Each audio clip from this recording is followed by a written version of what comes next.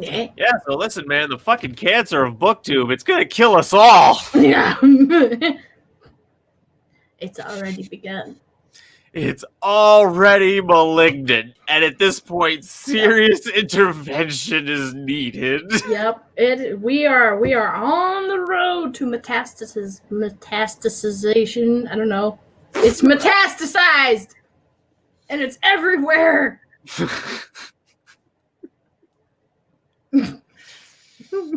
We, of course, speak of the cancer of instant gratification. Mm-hmm. Listen, folks. People who read used to be the smart crowd. Since, like, the dawn of human history up until, like, the 1800s.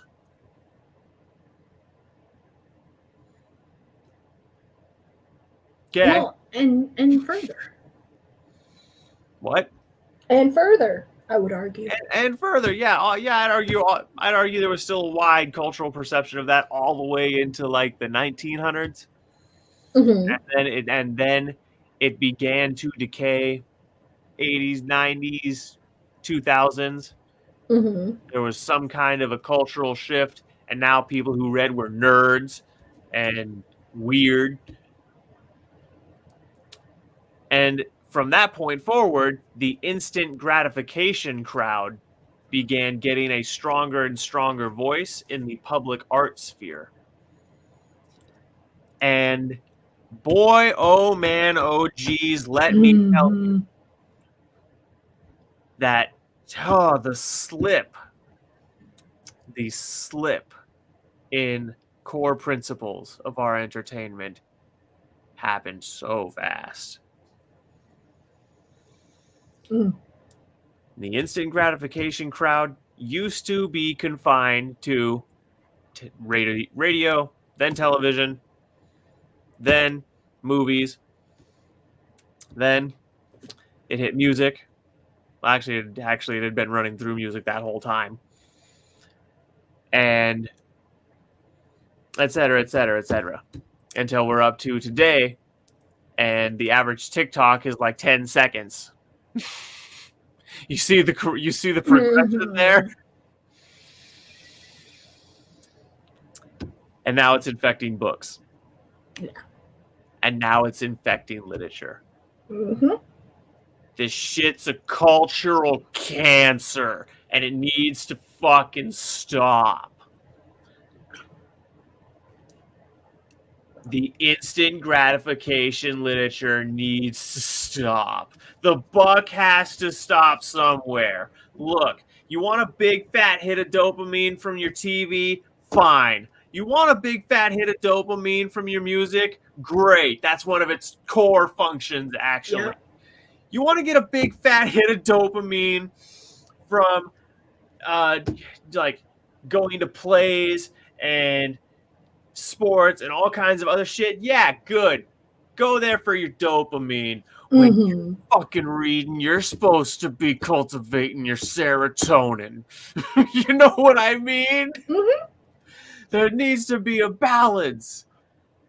And fucking A, man. That was the serotonin thing was a metaphor, so that's clear. I don't want people coming after me like that's not how the brain works. I know it's a metaphor. So anyways, yeah, man, you've got to fucking read and read good shit. And this demand from so much of the reading market at one point that wanted fast food fiction and instant gratification fiction. That started off as a very small portion of them. And there was already enough stuff for them to read. Yeah. That reader market did not need to be grown upon. As a good scribe, it is your mission to teach a lesson in your stories. These are my thoughts on the very philosophy of being a writer, in case that's not totally obvious. And I personally think that as a writer, you have a mission and a goal to further the best ideas of your culture. That's what should run through your stories. Because those are the principles and morals that people learn. Mm-hmm. Parents can only do so much. And I would argue that's the best interpretation of it takes a village to raise a child. The culture needs to be a culture that is positive for children. And that is controlled through the stories that culture tells.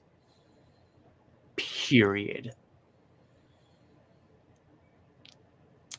And so it is so important that we as writers do not cater excessively to the instant gratification crowd. And doubly, it is a responsibility of the common man to engage in intellectual pursuits and seek to enrich themselves. And no one ever enriched themselves and became a better person instantly. You see the issue?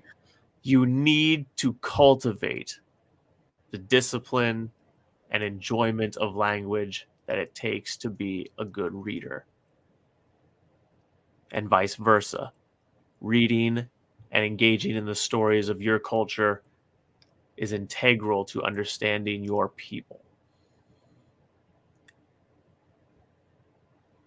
So the relationship in culture between the reader and the writer it's fundamental to the fabric of society, is what I'm saying to you.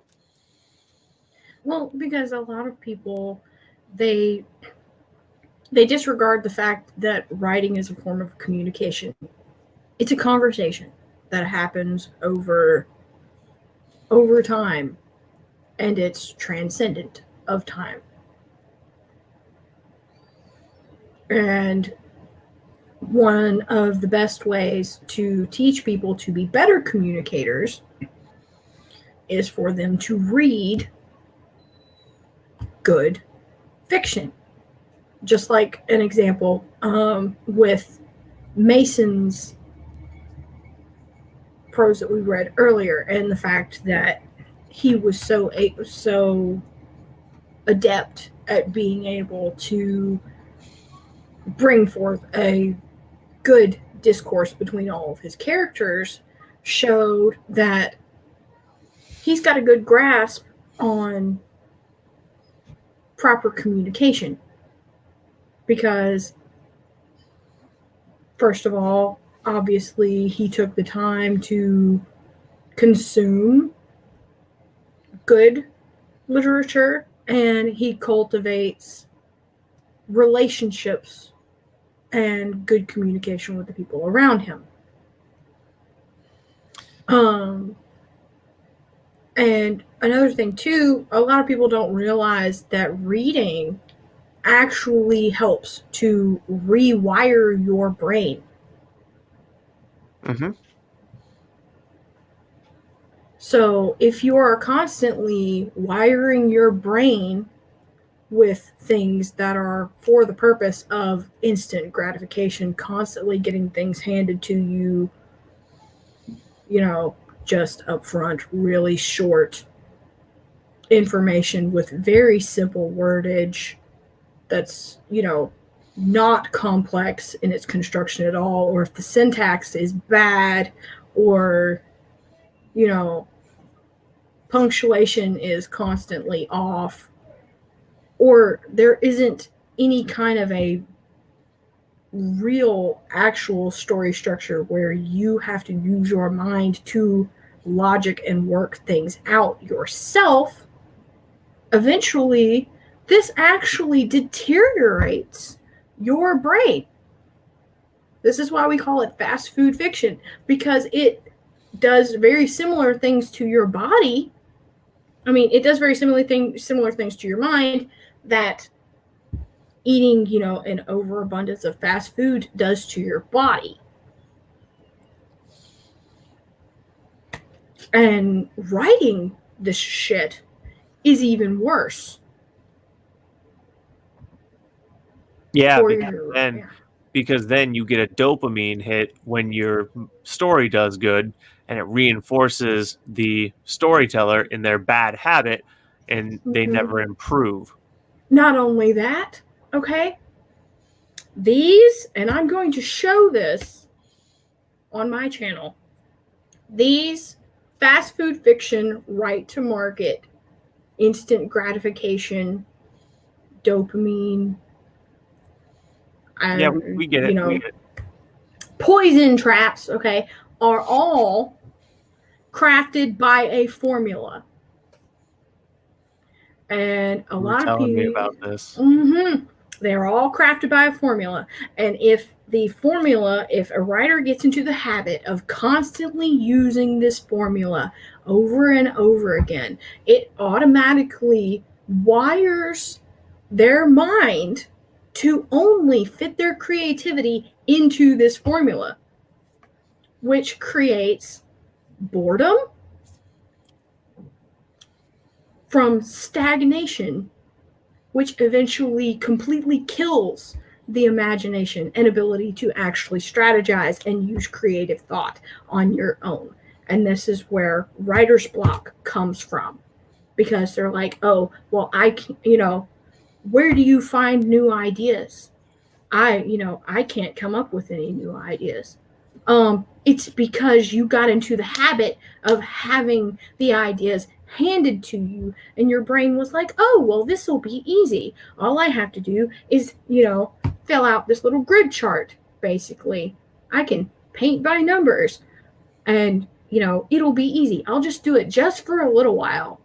But then you get so lazy that eventually you end up, looking like your brain ends up, being the equivalent of Mikado avocado. And, you know, you eventually run out of ideas, or, the ability to just use logic in your everyday life eventually.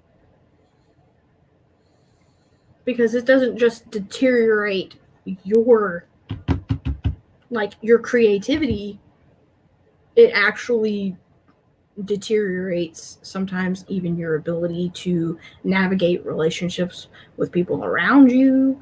um, your emotional stability, all kinds of things go off the deep end just from this one thing sometimes. Yep. Because the more you get in the habit of thinking in a box, the less you get in the habit of any kind of creative, unique, new solution. Yeah, and being able to think for yourself, You which become is a stagnant person. yeah, yeah, and being able to think for yourself and take possession of your own creativity, I would argue, is probably one of the greatest gifts anybody was ever given. Oh, and by the way, not being a stagnant person, that's important for your physical brain's health. Just so you know that, like they've linked Alzheimer's to reduced thought Yeah. and closing down of synapses. Mm-hmm. So what did I just say? Thinking in a box and always thinking the same thoughts. Your thoughts run along your synapses. Mm-hmm.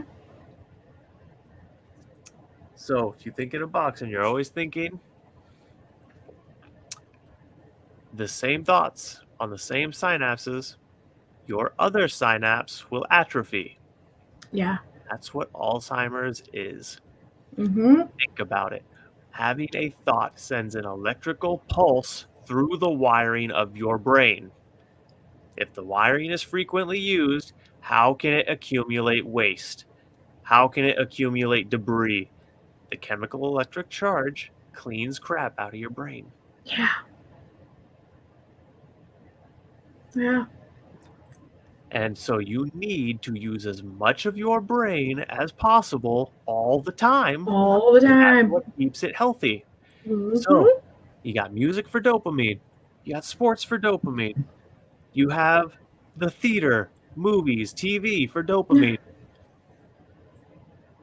Cultivate some fucking serotonin. Yes. As well as other things. And Lauren says, I think I know an author that does this and claimed she was a better writer than me. You'd be like, no, if you use exactly, if you use a shake and bake, microwavable, writing formula, no, you are not better.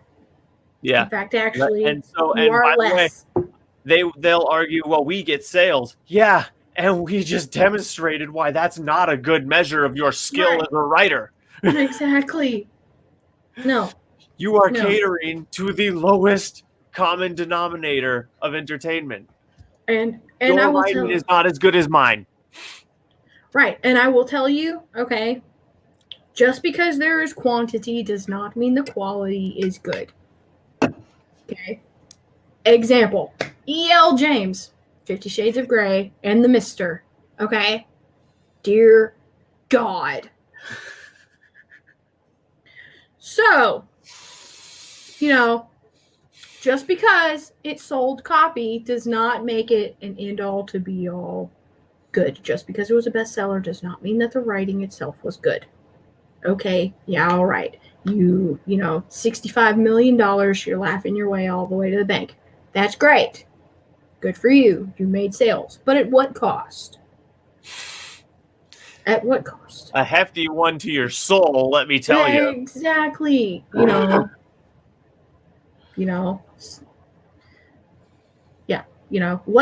worth is it that a man gains the whole world yet loses his soul? This is one of those things that they were talking about. And they might try and argue that people who write to market are not soulless, or they don't create things that are soulless and devoid of creativity. Yes, they do. It does not require any kind of skill.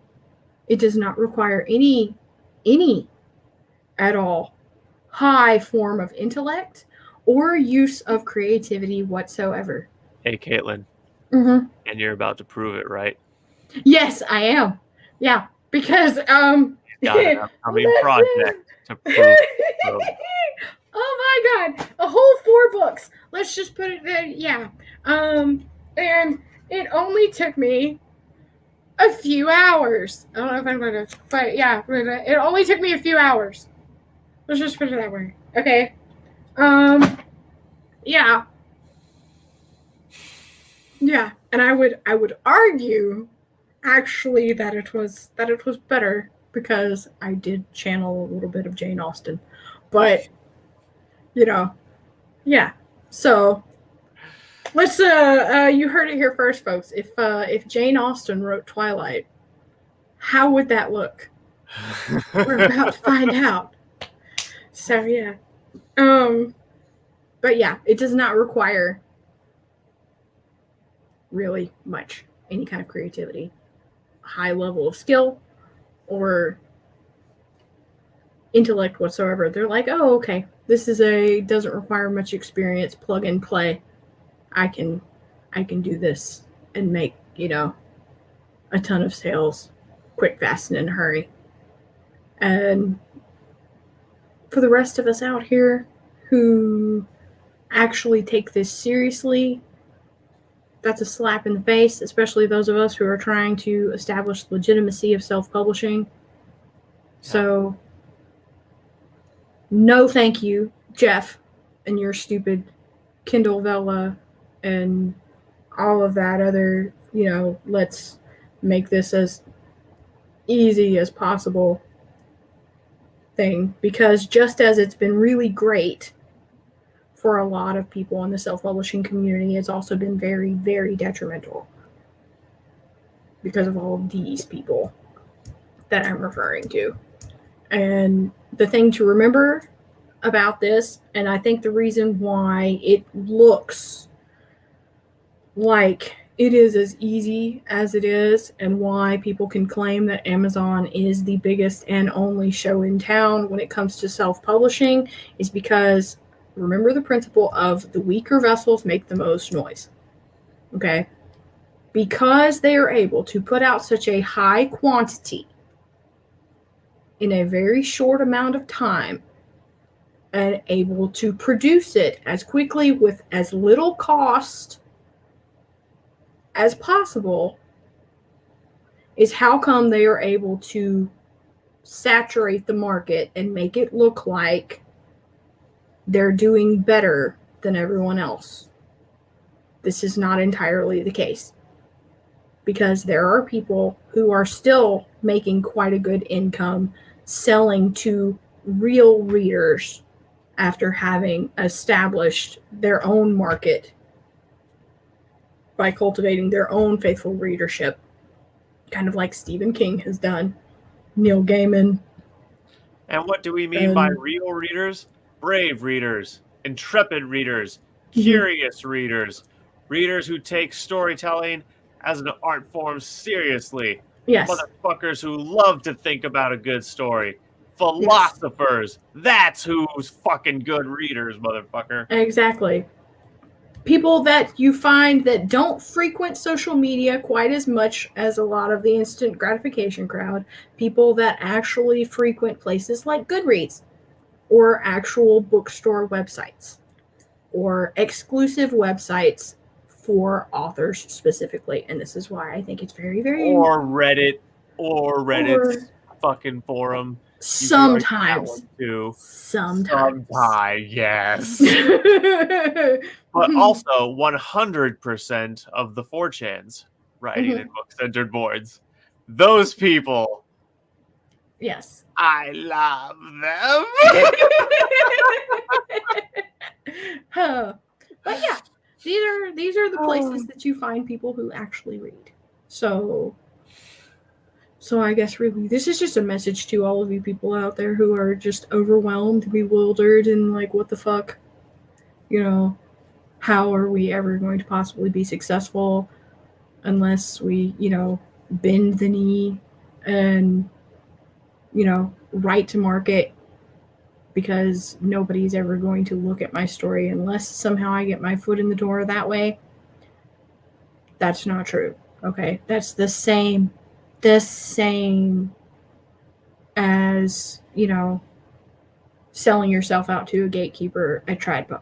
It's no different. It's the infection just has a different face. Yep. So yeah, I think that runs a tight little stitch through it and double knots it at the top. Instant gratification is cancer to storytelling. Yep.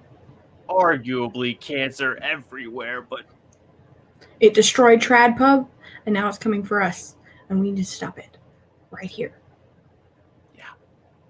Yeah. Look at how bad some of traditional publishing has gotten. Yeah. It's like, what the fuck were you people thinking? They weren't. That's the problem. They were thinking with their wallet. Well, yeah, because they can't think with their brains anymore.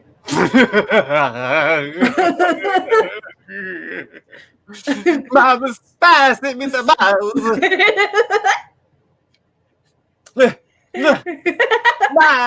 Master. So yeah. A scathing rebuke from Caitlin. How do you answer? Caitlin, I don't. They seem to be burned to death. I don't think they're going to reply. No. Feel the burn. Aloe vera ain't gonna fix that. Nope. Kate came through with the cat. Firing on these motherfuckers. Black.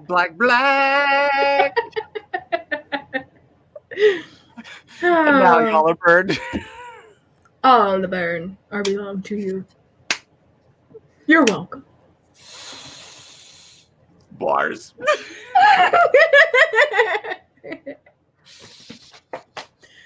Oh, so. Oh man. All right, Caitlin. Mm-hmm. Well, have we wrapped that one up nicely with a nice little bow? I think so. You think so, huh? So we are. Genius. Yeah. Team Adventurous, baby. Shots fired. Yes. Yes, I do rather like doing that. It's fun. So everyone, sincerely hope you enjoyed the show. We love doing it for you. Share it with your friends. Nothing helps more than that. That literally helps more than anything could. Share the show. Share it around with everyone. And we sincerely appreciate you being here. Means the world to us. So yeah. Yeah. And Mason, we look forward to your comments.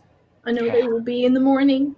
I wish that limey git could be here. I will travel to England and meet you, good sir. Yes, we will By do God, I am coming the second it is not impossible to do so. Maybe a little later. But you get the point. Yeah, we will do it. We will show up at your house, man. We will figure it out. We will show up. Yeah. Yeah. Team Adventurous, man. Yes. It'd be great. We'll go get a pint. He said he'd rather have a cookie. Oh, well. So wholesome. So wholesome, that man. Yes, but I love it. All right, everyone. Yay! Lauren says you guys are awesome. You are awesome, Lauren. You are awesome for being here, Lauren. We really appreciate you. Yes. And tell Nikki she is also awesome, even though she's out LARPing. And by the way, Kate, I completely forgot to mention. What? Guys. Oh, man, I completely almost forgot. What? What did you almost forget? I completely almost forgot, Caitlin, that. Uh-huh.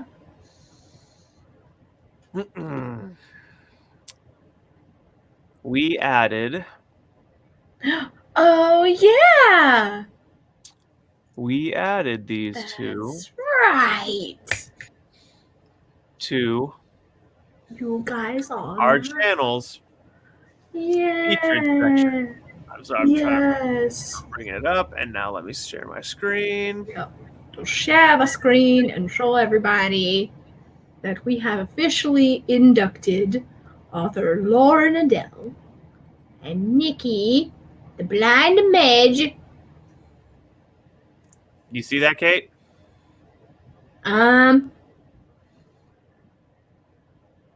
It's really tiny.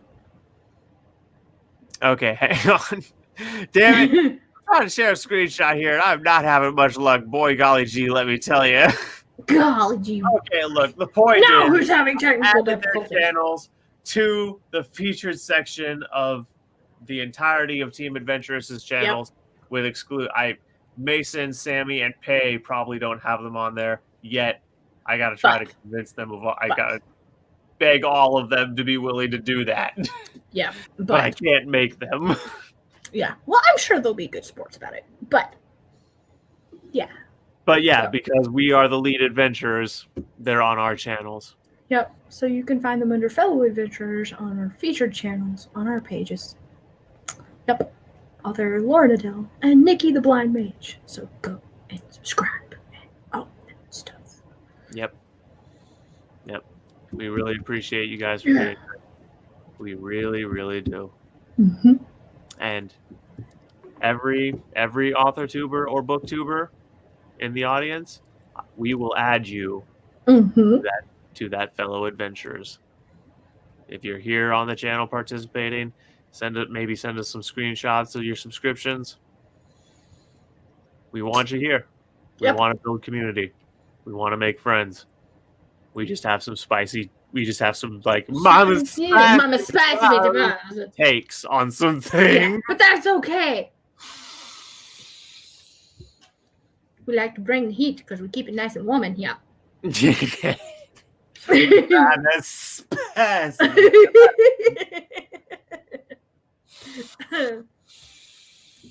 Yep. But yeah, everyone, thank you so much for being here. Please comment, like, share, subscribe. Share it around is the biggest one, really. Yep. We have merch if you want it, Mm-hmm. but the biggest thing, just share it around. Please and thank you. Yep. Love each and every one of y'all. No homo. Right. We like the spicy meatball. We love the spicy meatball.